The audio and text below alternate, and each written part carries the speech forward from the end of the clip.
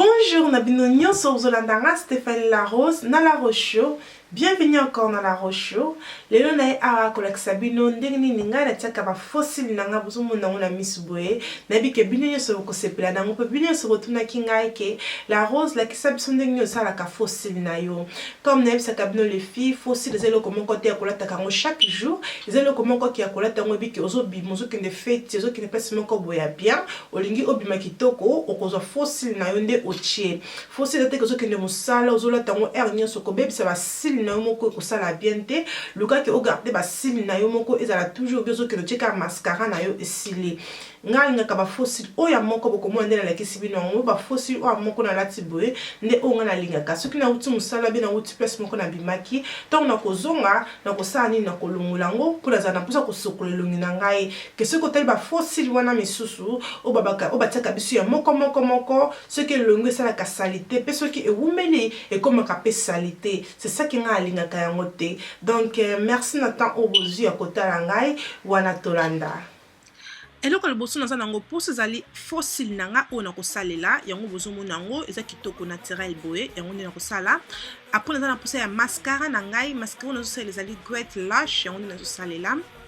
Pe oza na posa kozala na col na yo col nanga na zo ezali couleur ya mwindu yango na zo salela. Pe oza na posa kozala na pince na yo otobengaka tweezers pour na kokanga ba fossile na biso bien. Awa sko bomoni ki na komi ko pakola mascara na ngai avant que na banda kotia ba fossile na ngai eloko biso na salaka na pakola ka mascara. Nzotia mascara na elongi na sotia mascara te ke ebele nzotia kaka lokwa ke e brosser misu na ngai. Awa ba fossile na ngai na longoli na carton. Awa na kochango boy pour na ko benda ngo se lokolo ngumbi carton na ngo pour na obenda ngo pour na ekatana te. Bomonde na kangi yango na tweezers na pince na ngai pour na mesurer yango sikoyo na misu na ngai pour il faut toujours avant otia col il faut toujours ko mesurer na misu na yo pour ba soki ezali size moko na misu na yo na moni que c'est bon bomoni ki nazo pakola sikoyo col na ngai likolo kaka ya ligne o ezali ya fossile de nazo pakola col na ngai. Donc kolukate ko panza col no partout donc bomo ndenga na zu col nanga na kirde nazo pakola pour nazo na que panza nanga partout. Après a okozela ta pour na 30 secondes après nde okoya ko tia fossile na misu. Bomoni ki na kangi na fossile nanga kaka likolo na katikati ya misu après na ko tia mupanzi na kangi lisusu mupanzi après na ko sala ya misatu na kangi lisusu ya misatu. Donc technique ya fossile pour na kotia yango il faut banda liboso kokanga yango na katikati pour na bouger te après na katikati oki na koto ya suka après oki na koto ya suka ndo komona ke fossile na yo ekovanda yo bien okoza na problème te.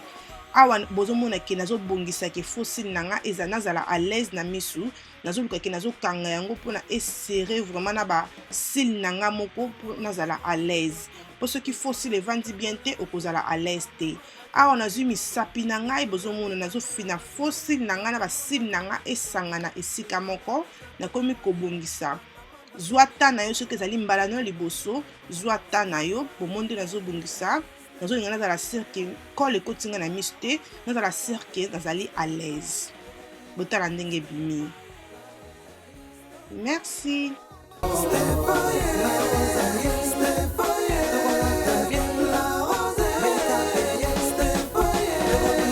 Merci na bino nyonso nde bobanzi na nga ne bandela video po comme na nga na suka nzambe ya pambola bino nyonso kobosana te seko moni video oyo ebakisi implice na mutu na yo aime yango ekosala ngai bien pezala abonné na YouTube chaîne na nga La Rocho ekosala ngai bien makasi kobosana te koke na Facebook na nga La Rocho aime yango commenter tindela nga message na kozala wana pour na ko répondre yo. Merci na ba boss brothers, merci na yo mtozotala ngai wana tukutani à la prochaine.